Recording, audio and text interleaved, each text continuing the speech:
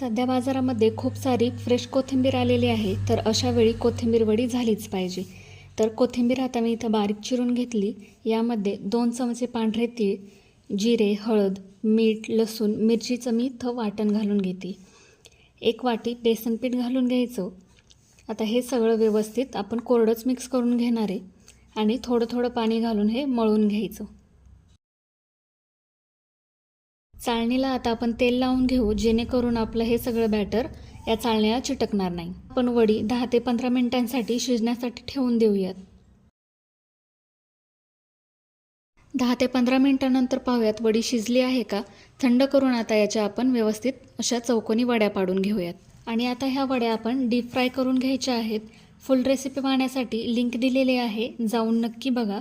वड्यासुद्धा बनवून तयार झालेल्या आहेत. वड्यांची रेसिपी कशी वाटली ते मला नक्की सांगा. थँक्यू.